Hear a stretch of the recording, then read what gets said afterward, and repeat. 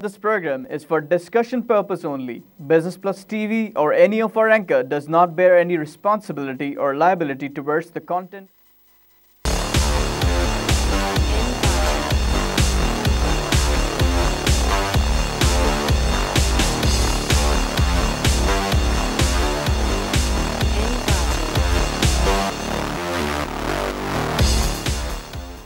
This is Business Plus, broadcasting live from Karachi, Pakistan. You're watching Tips of the Trade. I'm your host Tariq Khan Javed.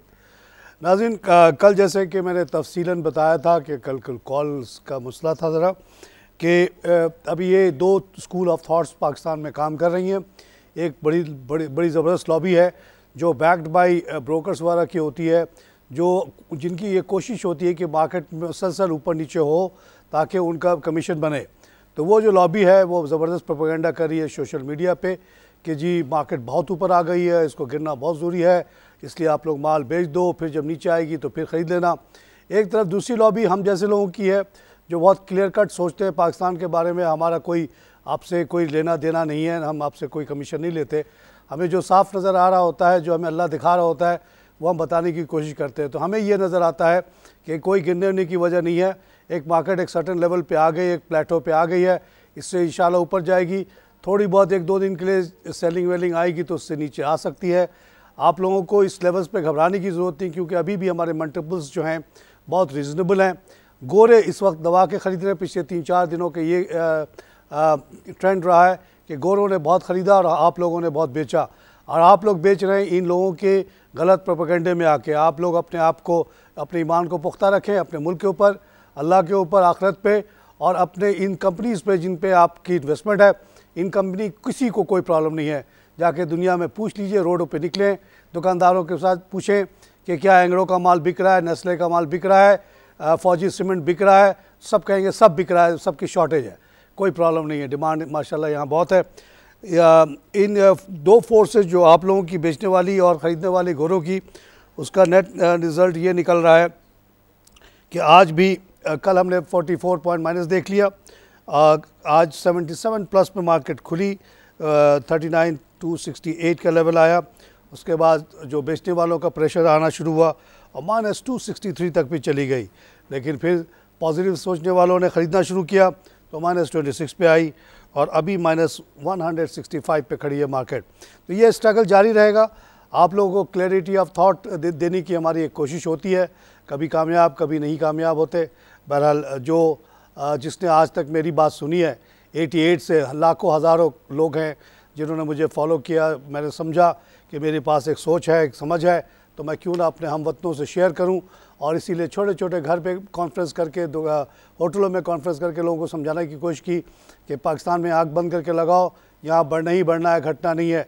उस वक्त market 800 की थी और 1,000 का plot 1 lakh में मिलता था डिफेंस में, और आज कितना का मिल रहा है आपको भी पता है और मुझे भी पता है। हर चीज़ ऊपर गई है, और ये गई है तो गई है, अब नीचे आने के चांसेस बहुत कम है।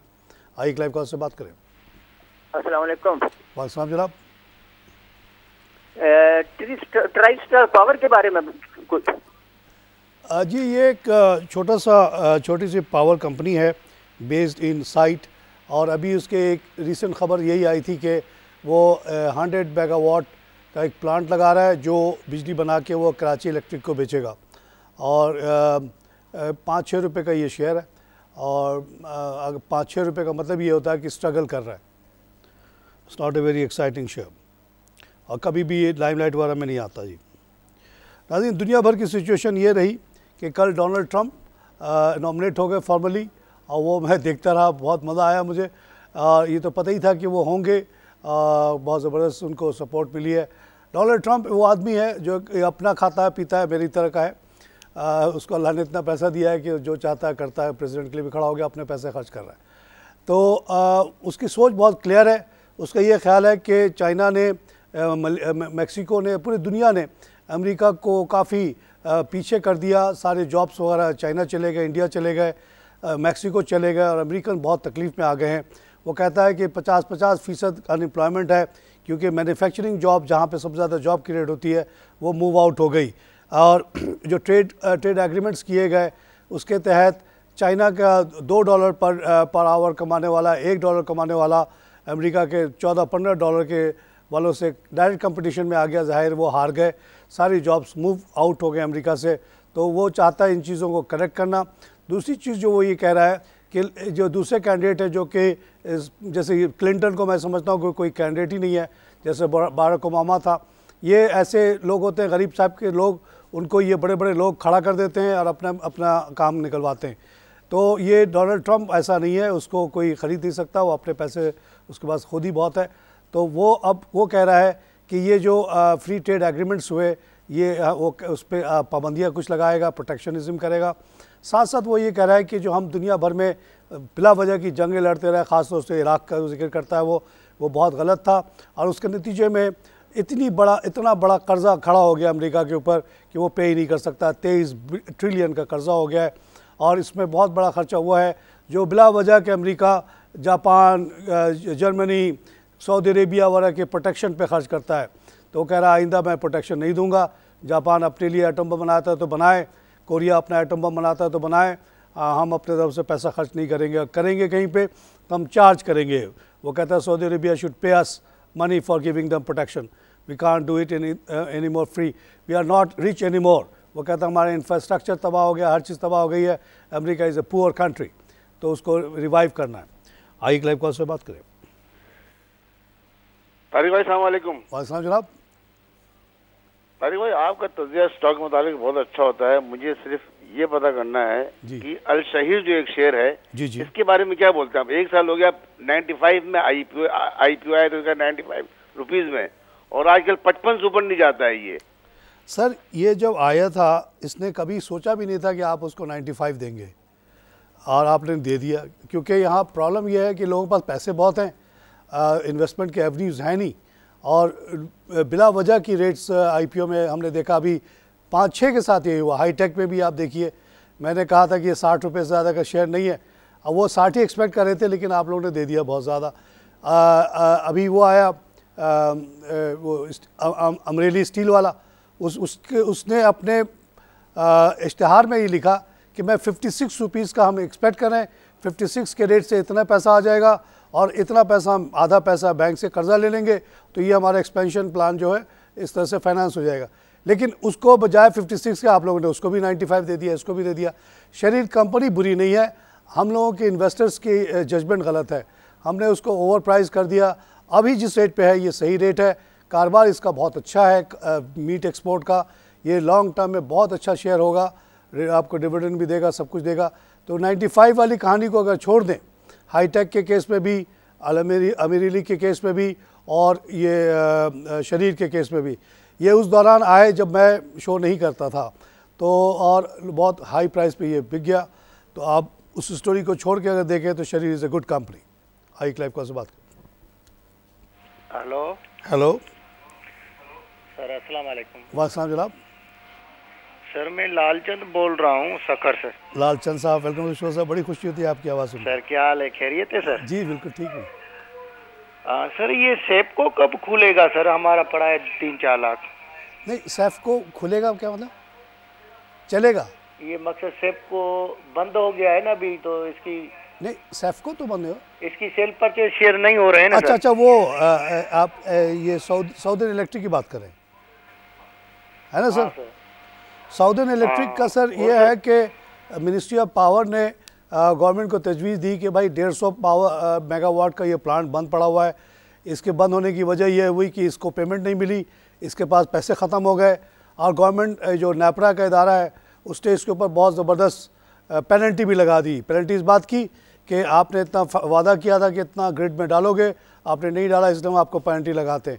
ये नहीं कहा कि हमारी हुकूमत के इदारों ने आपको पैसे नहीं दिए। भाई किसी के पास कितना पैसा होता है, ख़त्म हो जाता है। तो मिनिस्ट्री ऑफ पावर ने इसको भी और जापान पावर के लिए भी प्रपोज़ल दी कि भाई इनको इनके पेनल्टी वगैरह को माफ़ कर दिया जाए और इनको बल्कि उल्टा कुछ मदद किया जाए ताकि ये अपनी प्रोडक्शन को फिर से ले आए मार्केट में। तो काम इस पे हो रहा है। जहाँ तक मुझे पता है इनसे जो जो इन्फॉर्मेशन मांगी गई थी सब उन्होंने दे दी है, दोनों कंपनीज़ ने। अब मिनिस्ट्री ऑफ फाइनेंस को ओवर रूल करना पड़ेगा नेपरा वाला को, और तमाम पेनल्टीज़ वगैरह माफ़ करके इनको चलाने की कोशिश की जाएगी। ये नेशनल इंटरेस्ट में भी होगा और आप जैसे लोगों के इंटरेस्ट में भी होगा कि ये कंपनियां चल पड़ें, फिर से चलेगी तो इंशाल्लाह ये 25-30 रुपये का शेयर है। आइए एक लाइव कॉल से बात करें। हेलो नाज़रीन, दुनिया भर की आज सिचुएशन ये रही कि डोनाल्ड ट्रंप का भी थोड़ा सा फैक्टर था, कुछ लोग डरते भी हैं उनके आने से कि ऑयल जो है वो 44.82 पे आ गई है, नीचे आ गई है। और डॉ में कल 25.96 का इजाफा था सिर्फ, और एसपी में 3 का लॉस, नैस्डैक में 19 का लॉस, और गोल्ड की कीमत में थोड़ी सी कमी है, 1325 का हो गया, $6 की कमी आई है। और एशियन मार्केट जब खुली तो वो भी नेगेटिव खुली, नीके में 41 का लॉस, हैंगसेंग में 209 का प्लस है, शंघाई में 8.7 का माइनस है, सेंसेक्स 125 प्लस, सिंगापुर 26 प्लस। नाज़रीन, ये मैं बताता चलूँ कि अगर डोनाल्ड ट्रंप या बर्नी सैंडर्स, अभी भी उनके चांसेस हैं कन्वेंशन में, अगर उसको लोग वोट दे दें, ये लोग अगर पावर में आ गए तो चाइना के लिए बहुत बुरा होगा, क्योंकि चाइना की प्रॉस्पेरिटी डिपेंड करती है अमेरिका के एक्सपोर्ट पे, और अमेरिका अब अपने एक्सपोर्ट आसानी से करने नहीं देगा। इतना इजी एंट्री जो मिल रही थी अमेरिका में चाइना को, वो नहीं मिलेगी, और उससे चाइना को नुकसान होगा। शायद यही वजह होगी सेंसेक्स के गिरने की। आज आइए लाइव कॉल से बात करें। हेलो, अस्सलाम वालेकुम। वालेकुम जनाब, क्या हाल है भाई साहब? बड़ी मुद्दत बाद कॉल लगी असल में सर। और ये कॉल इस तरह लगती है, इस तरह की मछली पकड़ी जाती है रावल डैम में। सर आप लोग की मोहब्बत है, आप लोगों का प्यार है, इसी वजह से ये शो चल रहा है, नहीं तो इस शो में आपको पता है चैनल को कोई फायदा होता नहीं। आपकी सर मोहब्बत, अल्लाह ताला सलामत रखे। मैंने स्कूल के बारे में पूछना था, एकदम चुप बड़ा है, और दूसरा सुई नॉर्थ के बारे में, 2 कंपनियों के बारे बता दें। अभी भी स्कूल में चला जाऊँ? सुई नॉर्दर्न, अच्छा ठीक जी, सुई नॉर्दर्न तो आप लेते चले जाएं, और सुई साउदर्न भी लेते चले जाएं। हैस्कॉल मेरे हिसाब से कुछ ज़्यादा ही बढ़ गया। जब ये 140 का था तब ये 15% शेयर लिया था विटॉल ने, और विटॉल से जब हमने इंटरव्यू किया था उन्होंने कहा था कि हम 184 का रेट देखते हैं। Indeed they look at Pakistan in a very bright prospect. उनको पाकिस्तान में हर तरह की बेहतरी नज़र आती है, यहाँ उनको मार्केट बढ़ता हुआ नज़र आ रहा है। विटॉल ने आपने देखा कि हैस्कॉल के साथ मिलकर बहुत बड़ा स्टोरेज टैंक भी बनाना शुरू किया है, कि वो बहुत पॉजिटिवली देख रहे हैं। लेकिन ये 184 तो हुआ, उस वक्त लोग कहते थे 184 बहुत मुश्किल है, और वो आराम से हुआ, 187 पे चला गया। मैंने कहा देखिए मेरी प्रेडिक्शन सही होगी, प्रेडिक्शन नहीं थी, बेस्ड ऑन इंफॉर्मेशन थी। मैं बहुत पढ़ता हूँ, लिखता हूँ, रिसर्च करता हूँ, अखबार पूरा चाट जाता हूँ, सोशल मीडिया पूरा चाट जाता हूँ, कम से कम 4-5 घंटे सोशल मीडिया पे लगाता हूँ, तो ये सब इंफॉर्मेशन मेरे पास आ जाती है। कोई गैबी नॉलेज नहीं है, ये सिर्फ आप भी चाहें तो ये मेहनत करें तो आपको मिल जाएगा। तो उस बेसिस पे ये था। लेकिन अब एकदम से 225 का होना जो है मुझे ज़्यादा लगता है। कल ही फिगर आई है मार्केट शेयर की, तो अभी भी डोमिनेंट शेयर जो है ज़ाहिर है PSO का है, और इनका अभी बहुत छोटा सा हिस्सा है, आस्ते आस्ते बढ़ रहा है। तो बहुत ज़्यादा कुछ लग रहा है मुझे। लोग कह रहे हैं जो PSO से टक्कर ले रहा है। PSO के मार्केट शेयर और हैस्कॉल के मार्केट शेयर में आसमान ज़मीन का फ़र्क है। तो इस वक्त मैं कहता हूँ हैस्कॉल को ज़रा सा कॉशियस हो जाए, अगर मज़ीद ज़्यादा ना ले तो अच्छा है मेरे ख्याल में। आइए एक लाइव कॉल से बात करें। अस्सलाम वालेकुम तारिक खान साहब। वालेकुम, वेलकम सर। आप कैसे हैं? ठीक ठाक। यासीन लाहौर से बात कर रहा हूँ। अच्छा जी सर, वेलकम सर। बस आपकी बातें सुनते रहते हैं, और दूसरा ये है कि आप जो जिस तरह मुखलसाना बातें करते रहते हैं, हमारे माशरे में इसकी बड़ी कमी है। दूसरा ये है कि मैंने उस दिन जो आप ईदी साहब की बात फरमा रहे थे, बेशुमार लोग तशरीफ लाए उनके जनाजे में, लेकिन कभी किसी का बयान नहीं आया कि हम इनके मिशन को आगे बढ़ाएंगे या इनके मिशन को हम तकवीत देंगे, या यानी सब लोग जो हैं वो वक्ती हैं, और जो वक्ती लोग हैं वो आप देख लें कितने हैं, और जो कम लोग हैं वो एक दुनिया में एक आधा नजर आता है। तो वो आप जैसे अभी आप लोगों से हम लोग मुस्तफीद होते रहते हैं, क्योंकि शेयर मार्केट में आपको पता ही यहाँ पे कई दफ़ा तो ऐसे होता है, सट्टा होता है। मैंने 600 रुपये का लिया था मिचल फ्रूट का शेयर, वो भी 300 रुपये का आ गया। मिचल्स गैलेक्सो का लिया था 250 का शेयर, वो कभी नीचे कभी वो 250 पे एक दफ़ा गया है, फिर नीचे फ्लक्चुएट करते रहता है। तो मतलब बड़ी ना छोटे छोटे जो हैं लोग, मिचल पे मैं बात करना चाहूँगा। मिचल्स को तो मैं बहुत अच्छी समझता हूँ कंपनी। ऐसा तो नहीं कि वहाँ पे उन्होंने स्प्लिट किया है, शेयर बढ़ा तो नहीं दिए नंबर्स? क्योंकि मैं मिचेल्स को बड़े आसानी से रिकमेंड कर देता हूँ, क्योंकि मुझे अच्छा लगता है ये तमाम food companies are doing well. Shezan हो, मिचेल्स हो, मरी हो, मुझे खौफ नहीं होता इनको रिकमेंड करते हुए। अक्सर कीमत आधी हो जाती है जब आप शेयर के नंबर बढ़ा देते हैं। कोई भी कंपनी अच्छी जो होती है, जब देखती है कि शेयर की वैल्यू बहुत ज़्यादा बढ़ गई, उसको ट्रेडिंग में प्रॉब्लम आना शुरू होता है, तो वो क्या करती है कि एक के बजाय 2 शेयर दे देती है आपको, तो कीमत आधी हो जाती है। मेरा ख्याल है कि ऐसा अगर हुआ है कि 6 से 300 हुआ है तो शायद ये नंबर बढ़ने से हुआ। अदरवाइज़ मुझे इस पर रिसर्च करनी पड़ेगी, अपनी सोच को फिर से ज़रा सा रिविज़िट करना पड़ेगा कि वहाँ कोई फंडामेंटल इशू तो नहीं आ गया। ग्लैक्सो एक कंपनी जो मुसलसल मर्जर के बाद ग्लैक्सो स्मिथ क्लाइन के नाम से अब जानी जाती है। तो ये जब मर्जर्स वगैरह होती हैं तो इनकी कीमतों में तब्दीलियाँ आती हैं, लेकिन ओवरऑल इनका कारोबार बहुत अच्छा है। One of the few foreign companies left, और जिसने भी इसको लिया हुआ है उसने बहुत पैसे कमाए हैं अब तक, जहाँ से था ये, जहाँ से उठा है ये। इसी तरह मिचेल शीज़ान वगैरह ने ज़बरदस्त परफॉर्म किया और हमारी इज़्ज़त रखी, हमने इसको तारीफ़ की, हमने कहा हमारा मुल्क की कंपनी है, एक्सपोर्ट भी कर रही है अब, तो इनको सपोर्ट करो। अपने मुल्क की हर चीज़ को सपोर्ट करना चाहिए, ये हमारा फ़र्ज़ है। जब मुल्क आगे, ये कंपनियाँ आगे बढ़ेंगी तो मुल्क आगे बढ़ेगा, जॉब क्रिएट होगा, हमारी इज़्ज़त बढ़ेगी दुनिया में। तो Mitchell have been doing very well. अब ये कोई, मैं इस पर रिसर्च करता हूँ कि कोई प्रॉब्लम तो नहीं आ गई। आइए एक लाइव कॉल से बात करें।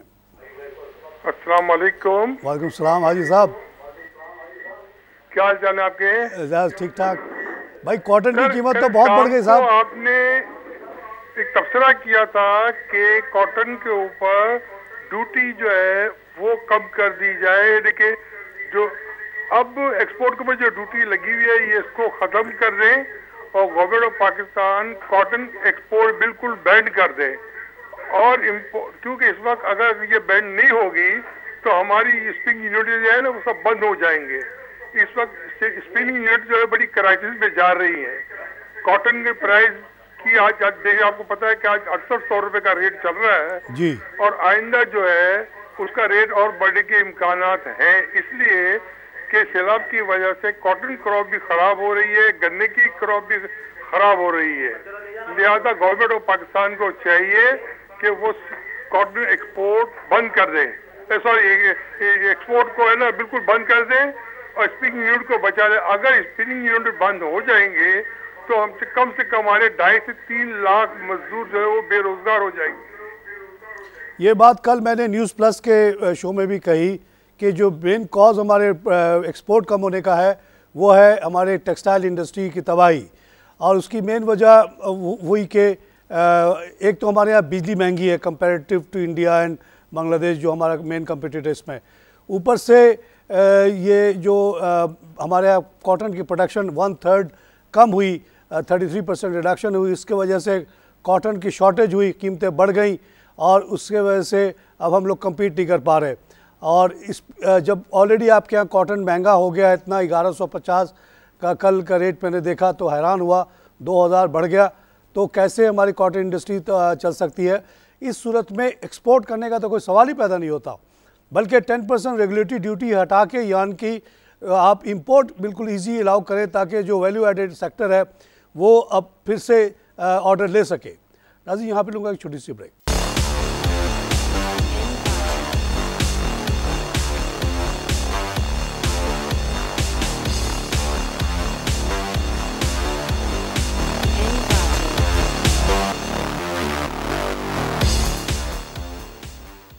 Welcome back to tips of the trade. नाज़रीन, कल मैंने तफसीलन ये बात बताई थी कि हिस्ट्री का मालूम होना बहुत ज़रूरी है। पाकिस्तान में अक्सर लोगों को पाकिस्तान इकनॉमिक हिस्ट्री नहीं पता है और ये बाय डिज़ाइन है, क्योंकि 1757 के बाद जब सिराजुद्दौला को अंग्रेज़ों ने हराया और इस इलाके पे आस्ते आस्ते कब्ज़ा किया, बेइंतहा पैसा कमाया, बेइंतहा जुल्म किया, और वो नहीं चाहते कि ये बातें आप लोगों तक पहुँचे। इसलिए जब मैंने इकनॉमिक्स में मास्टर्स किया, टॉप किया, सुबह से रात तक वहाँ बैठा रहता था, हर किताब को चाटता था, तो मुझे ये बात नहीं पता चल सकी कि 47 से पहले या उससे 100 साल पहले हमारी इकनॉमिक हिस्ट्री क्या थी। हमें एक जनरल इम्प्रेशन दिया गया कि जब अंग्रेज़ आया तो यहाँ के हालात बहुत ही ख़राब थे। अंग्रेज़ आया तो उसने रेल बिछा दिया, उसने कनाल बिछा दिया, उसने ये कर दिया, अंग्रेज़ी पढ़ा दिया। लेकिन ये नहीं बताया कि उनके आने से पहले इंडिया सबसे, जब चाइना के बाद सबसे बड़ी मईशत थी, सबसे अमीर तरीन मुल्क था, सब इस इलाके का सबसे अमीर इलाका था ये। यहाँ हर चीज़ खुद प्रोड्यूस करते थे, हम खुद कंज्यूम करते थे, एक्सपोर्ट की हमें कोई ख़ास ज़रूरत नहीं थी, लेकिन थोड़ी बहुत एक्सपोर्ट अफ्रीका और मलेशिया वगैरह जाया करती थी। लेकिन जब वो पुर्तगीज़ आ गए अपने बंदूक के गन के साथ, उन्होंने कहा हमें भत्ता दो तो जाने देंगे, नहीं तो डुबो देते थे। हमारे कश्तियों में तोप नहीं था, उसी तोप की मदद से आस्ते आस्ते उन्होंने कब्ज़ा कर लिया और लूट के ले गए। तो ये चीज़ें आपको जानना ज़रूरी है टू अंडरस्टैंड कि where we were and where we are heading. अगर हम पहले से तबाह हाल थे तो हमारा तो पीछे ही जाना चाहिए, शायद वक्ती तौर पे हम ऊपर आ गए। नहीं, ऐसा नहीं है, हम बहुत अच्छे थे और ये 190 साल की हुकूमत में हमें तबाह कर दिया गया। 30% GDP का हिस्सा था दुनिया का, पाकिस्तान का। अंग्रेज़ के जाते वक्त 3% रह गया। जब अंग्रेज़ आया था बिल्कुल ही गरीब फ़कीर था। डच जब आया था इंडोनेशिया, गरीब फ़कीर था। वहाँ के जाके मैंने वहाँ की लाइब्रेरी में उनके अंदर की मेमो आपस की जो कॉरस्पॉन्डेंस पढ़ी है, उससे ज़ाहिर होता है कि ये लोग बहुत ही गरीब थे और बाद में ये यहाँ की दौलत लूट के इतने अमीर हो गए। तो हम लोगों को अमीर होना लाजमी है, एक नेचुरल फेनोमेना है। यहाँ धूप है, यहाँ आबादी है, यहाँ मौसम अच्छा है, तो इसको आगे बढ़ना ही बढ़ना है। इसीलिए हमारी मईशत 47 से देखिए अब तक कितना कहाँ तक पहुँची है। अभी आगे उसके और फ्यूचर बहुत अच्छा है। सिर्फ पाकिस्तान की बात नहीं करता, इंडिया, बांग्लादेश, श्रीलंका, सबका फ्यूचर बहुत ज़बरदस्त है। ग्रोथ एरिया यही है। इंडिया इस वक्त लीड कर रहा है वर्ल्ड में ग्रोथ में, उसके पीछे श्रीलंका और बांग्लादेश है। हम लोग ज़रा पीछे हैं, हम लोग अपने ये मसले मसाइल में फंसे रहते हैं, टेररिज्म वगैरह के और मजहबी जुनूनियत के और इस तरह की चीज़ों के, इसलिए हम पीछे रह गए। लेकिन इंशाअल्लाह आस्ते आस्ते बेहतरी आएगी और हम भी दुनिया के टॉप ग्रोइंग कंट्री में शामिल हो जाएंगे विद इन 1 or 2 years। आइए लाइव कॉल से बात करें। Hello hello hello hello hello hello hello जनाब, welcome to the show sir. Hello ji sir, बोले सर। आपको एक तो मैं सबसे पहले आपकी बड़ी इज्जत करता हूँ और बड़ा आपका रिगार्ड करता हूँ कि आप जो नए आने वाले लोग हैं उनको बड़े अच्छे तरीके से गाइड करते हैं और इस तरीके के लिए आप एक किस्म की बहुत खिदमत कर रहे हैं। बहुत शुक्रिया सर, बस यही काम आएगा जी आगे चल के अल्लाह के पास। और कोई सवाल सर? सर ये जो मैं खिदमत कर रहा हूँ, हर आदमी को अपने आखिरत की तैयारी करना है, तो ये मेरी आखिरत की तैयारी का एक हिस्सा है। नमाज रोज़ा अपनी जगह, लेकिन लोगों की खिदमत करना, लोगों को गाइड करना, सही तरीके से गाइड करना, अब बदले में एक पैसा ना लेना, ये बहुत ज़रूरी है। जो लोग लेना शुरू कर देते हैं फिर वो गाइड नहीं करते, वो अपने फ़ायदे देख रहे होते हैं। मैंने एक और बहुत बड़ी सेक्रीफाइस की शो के लिए, जब मुझे दिखाया गया मुसवदा SECP के कानून का, जिसमें बहुत ज़्यादा सख्ती आ गई है इस तरह के शेयर्स वगैरह पे कमेंट करने के, कि जिसमें लिखा हुआ था कि अगर आप किसी पे कमेंट करते हैं तो करें, लेकिन साथ साथ आप ये करें कि उससे 6 दिन पहले 6 दिन बाद वो शेयर को ख़रीदे नहीं। उसके बाद से मुझे पता चला कि मेरा जो ट्रेडिंग अकाउंट है वो मॉनिटर हो रहा है। अगर मैं अभी मैं हैस्कॉल की तारीफ़ करता हूँ और अभी फ़ोन करके शेयर ख़रीद लूँ तो ये रिकॉर्ड हो जाएगा कि तारिक खान ने तारीफ़ किया, उसके बाद ख़रीद लिया। या किसी कंपनी की मैं नॉट बिकॉज ऑफ कोई पर्सनल रीज़न, अगर मुझे वो शेयर नहीं अच्छा लगता as an economist, as a banker, as an industrialist, कि मुझे नहीं लगता, मेरा गट फीलिंग है कि ये कंपनी सही नहीं चल रही due to lack of management और लैक ऑफ वाइबिलिटी, तो मैं वो शेयर बेच दूं जाके मार्केट में, तो ये एक गलत काम होगा। इसको इनसाइडर ट्रेडिंग कहा जाता है, क्योंकि मैं एक ऐसी पोजीशन पे अल्लाह ने बैठा दिया जहां आप लोग इतने लोग मेरी बात सुनते हैं और उस पर अमल करते हैं, तो मैं मार्केट के शेयर्स को आगे पीछे थोड़ा बहुत कर सकता हूं। लेकिन जो बोलता हूं एकदम 100% आप लोगों को गारंटी देता हूं कि एकदम वो दिल की बात होती है, मैं सोच के नहीं बोलता, आप गौर कीजिएगा। जो होता है, जो दिमाग में घुसा हुआ होता है मुख्तलिफ सोच, वो फ़ौरन निकलती है। अगर मैं मसलहत करना शुरू कर दूं कि ये बोलूं, ये ना बोलूं, ये इसकी तारीफ़ कर दूं, आज कल बुराई कर दूं, तो वो साफ़ नज़र आ जाएगा और ये झूठ छुपती नहीं है। आज मैं किसी की तारीफ़ करूं, कल उसकी बुराई करूं, आप लोगों को नज़र आ जाएगा। सारे के सारे शो यूट्यूब पे रिकॉर्ड पे जा रहा है, हिस्ट्री का हिस्सा बन रहा है। आज से 10 साल बाद भी कोई देख के बता देगा कि तारिक खान ने 10 साल पहले क्या कहा था इस मईशत के बारे में, इस हिस्ट्री के बारे में, इस शेयर के बारे में। आइए लाइव कॉल से बात करें।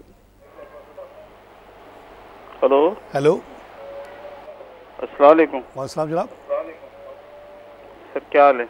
सर ठीक हूँ, अल्लाह का शुक्र है। सर ये FFL के बारे में मालूमात करनी थी। इसकी क्या पोजीशन है? ये NOPK जो था ना FFL हो गया, फौजी सीमेंट की बात करें, फौजी फूड लिमिटेड। अच्छा, फौजी फूड, जी इसके बारे में पूछनी थी सर। ये देखिए फूड की कंपनी माशाल्लाह पाकिस्तान में आप देख सकते हैं, आपके सामने हिस्ट्री है कि नेशनल कितने का था, नेस्ले कितने का था, एंग्रो कितने का था, सब के सब इम्प्रूव हो रहे हैं। और ये जो FFCL है, ये FFL है, ये बेसिकली फौजी फर्टिलाइज़र बिन कासिम के पास सरप्लस पैसा था, उसने नून के साथ मिलकर ये कंपनी बनाई है।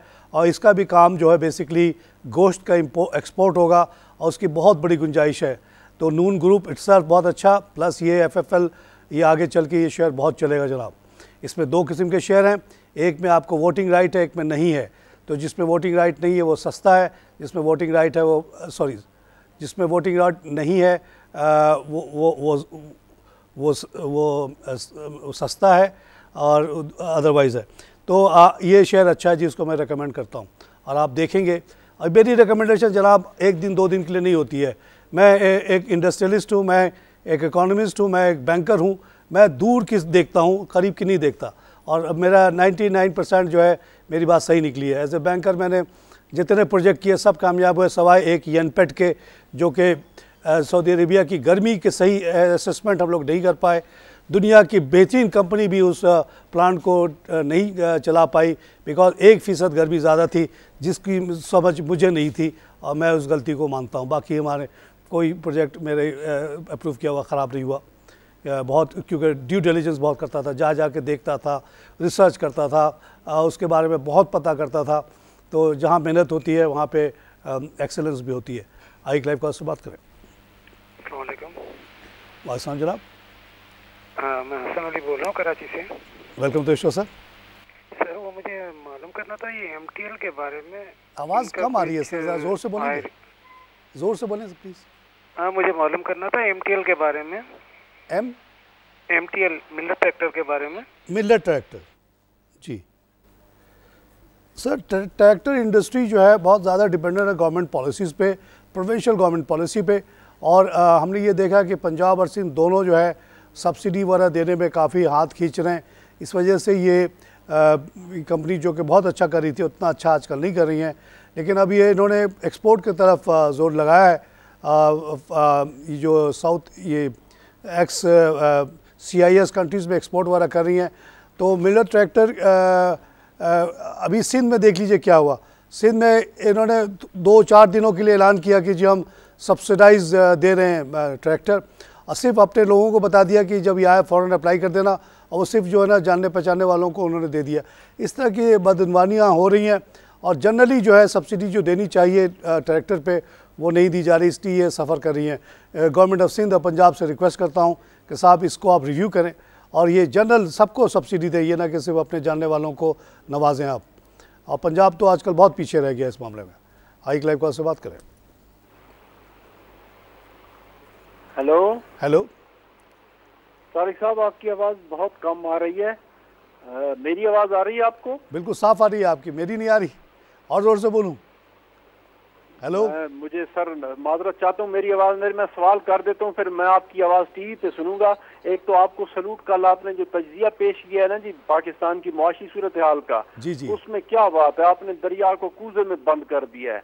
और आपको बहुत बहुत मुबारक हो, कल बहुत खूबसूरत प्रोग्राम आपने पेश किया है। जी हाँ, कल कॉल्स नहीं थी तो मेरे लिए चैलेंज था, तो मैंने कहा कि चलो हिस्ट्री बयान कर दूं। हिस्ट्री जानना बहुत ज़रूरी है। आप लोग खुश हो जाएं कि हमारे आबा अजदाद बेकार नहीं थे, बहुत अच्छे लोग थे। एक ऐसी मईशत बनाई गई थी जो बहुत गरीब परवर थी, जो मुग़ल दौर में, उससे पहले उसमें ये होता था कि घर की बच्चियाँ 1/3 आमदनी में हिस्सा वो कंट्रीब्यूशन करती थी। घर में बैठ के पर्दे में रह के धागा बना के, कपड़े बना के, स्वेटर बना के और कपड़े बना के, हमारी पूरी की पूरी टेक्सटाइल इंडस्ट्री होम बेस्ड थी। अंग्रेज़ आया, तबाह कर दिया उसको, कहा कि ना यहाँ धागा बनेगा ना कपड़ा बनेगा, सब रुई भेज दो इंग्लैंड, वहाँ से कपड़ा बन के आएगा, सूट बन के आएगा, पहनो। तो ये बड़ा जुल्म किया अंग्रेज़ों ने हम पे, देखिए। लेकिन वक्त साथ नहीं देता, वहाँ पे इंडस्ट्री वो वायबल थी नहीं। मार्गरेट थैचर जब 1980 में आई तो उसने कहा भाई क्या कर रहा है यहाँ पे टेक्सटाइल इंडस्ट्री, ये तो गरीबों की इंडस्ट्री है, ये तो सस्ते लोगों का काम है। उसने बंद करवा दिया पूरा, और उसके बाद से आपने देखा कि इंडिया पाकिस्तान में टेक्सटाइल इंडस्ट्री कहाँ से कहाँ पहुँचा है और पहुँचता रहेगा। कुदरत को आप नहीं बदल सकते अंग्रेज़ बाबू, आप ले गए हमारी दौलत, लेकिन अल्लाह हमारी न धूप लेके गए, न हमारी हवा लेके गए, न हमारी ज़मीन ले गए, न हमारा पानी लेके गए। वो चीज़ें फिर से प्रोड्यूस कर रही है। आज भी लूट जारी है। गोरा चला गया, अपने एजेंट बैठा के चला गया।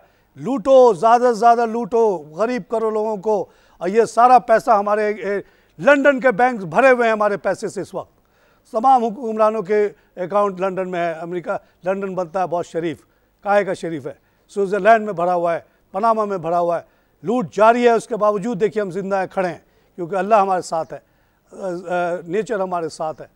तो हम लोग जिस दिन हमारे हुक्मरान सही आ जाएं, कोई अल्लाह तरस पाकिस्तानी हुक्मरान बन जाए जो परवाह नहीं करे कि उसको कोई गोली मारता है अंग्रेज़ या अमेरिका, हटाता है 10 दफ़ा हटाए उसको, अपनी जान की उसको परवाह ना हो, तो ये मुल्क देखते देखते फिर से बिगेस्ट इकॉनमी की तरफ हम चले जाएंगे। कोई रोक नहीं सकता। यहाँ पे सब चीज़ मौजूद है, सिर्फ एक अच्छे हुक्मरान और ये जो वेस्ट के एजेंट्स बैठे हुए हैं, इनको सबको मार के भगाना पड़ेगा। आइए एक लाइव कॉल से बात करें। अस्सलामुअलैकुम तारिक खान साहब। वालेकुम जनाब। तारिक खान साहब, ये SNG का पूछना था, ये इतना आप क्यों जा रहे हैं? और एक शहर है सियान, CYAN।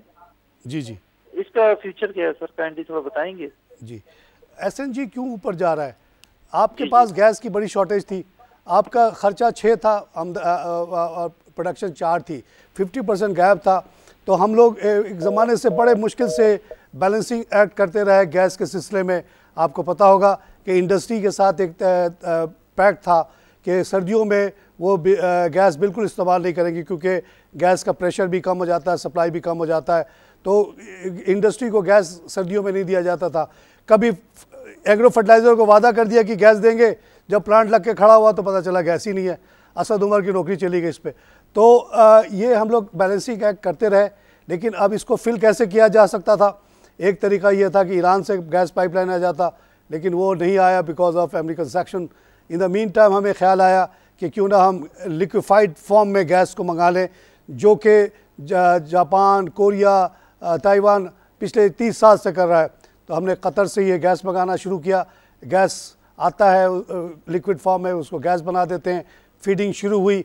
तो इस तरह से आपने देखा कि पंजाब में अब गैस की कमी ख़त्म हो गई, इंडस्ट्री को मिल रहा है। CNG फिर से खुल गए 3 साल के बाद। तो गैस की अवेलेबिलिटी बढ़ रही है साहब। मज़ीद लिक्विडिफिकेशन प्लान लग रहे हैं। पाइपलाइन कराची से लाहौर जा रही है, एक पाइपलाइन ग्वादर से आ रही है नवाबशाह की तरफ। तो ये है फैक्टर बढ़ने की इसकी, और ये बढ़ता रहेगा। स्वीट साउदर्न और नॉर्दर्न दोनों को मैं रिकमेंड करता हूँ। साइन एक अच्छी कंपनी है, ये भी मर्जर वाला के बाद नाम हम चेंज करके आई है। ये मुख्तलिफ काम करती है, ये इज़ ए गुड शेयर, इसको मत बेचिएगा। आइए एक लाइव कॉल से बात करें। हेलो, अस्सलाम वालेकुम। वालेकुम जनाब। तारिक साहब, कैसे हाल है आपके? ठीक ठाक? मैं बिल्कुल ठीक हूँ जी। मार्केट सही नहीं जा रही। ये आवाज़ आ रही है अब? आवाज़ आपकी बिल्कुल आ रही है। मेरी आवाज़ आ रही है आप? जी जी, आ रही है सर, आ रही है। मुझे ये मालूम करना था, मैं अशरफ बात कर रहा हूँ फेडरल एरिया से। अशरफ साहब, वेलकम टू शो सर। हाँ सर, थैंक यू सर। मुझे ये मालूम करना था कि हेस्कोल जो है वो 134 पर आ गया है, तो क्या उसे रख लें या निकालें? और नंबर 2, सीमेंस जो है उसके बारे में थोड़ी राय दे दीजिएगा, क्या वो लेने चाहिए? सीमेंस तो अब काफ़ी काम कम कर चुका है। सीमेंस ने अपना ट्रांसफार्मर का बिजनेस पेल को बेच दिया और भी एक्टिविटी उसकी कम हो गई। जर्मन कंपनी है, टेक्निकल कंपनी है, जो कि तमाम आपको KC वाला को सबको सपोर्ट देती है। अभी भी इनका काम अच्छा है, कम प्रॉफिटेबल चीज़ को निकालिए। हेस्कोल साहब मुझे भी थोड़ा सा महंगा लगने लगा इस रेट पे। हेस्कोल तो वैसा लगता है कि PSO से मुकाबला कर रहा है। इसकी ये लेवल मेरे ख्याल में है नहीं, तो इसको अगर आप निकालना चाहें निकाल लें, और आपकी मर्ज़ी है। नाज़रीन, प्रोग्राम का वक्त ख़त्म हो रहा है। जाते जाते बताता चलूँ कि माशाल्लाह नॉर्दर्न स्वीडन गैस जो है वॉल्यूम लीडर है, और इसको आप मज़ीद ले सकते हैं। उसके अलावा एंग्रो फर्टिलाइज़र माशाल्लाह 67 का हुआ, ये 77 तक जा सकता है, इसको ले लें।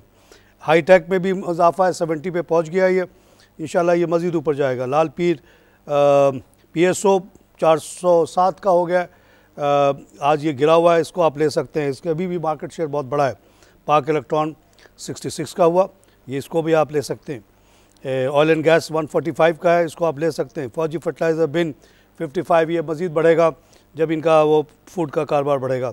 उसके बाद निशात मिल है 114 पे, इसको भी आप ले सकते हैं, ये इमर्जिंग मार्केट में शामिल होगा। इंटरनेशनल बल्क टर्मिनल 32 का है, इसको आप ले सकते हैं। एंग्रो कॉरपोरेशन 331 का है, इसको भी ले सकते हैं। हैस्कॉल पेट्रोलियम भी ना ले और चाहे तो बेच भी दें। हब पावर 130 ले सकते हैं। अल शरीर में भी इजाफा है, 5750 का हुआ, ये इसका काम जैसे जैसे चलेगा ये बहुत बढ़ेगा, ये जो IPO लेवल था उससे भी ऊपर जाएगा इंशाल्लाह। तो अभी जो ले सकता है ले ले। इसी के साथ प्रोग्राम ख़त्म करूँगा। खुदा हाफ़िज़।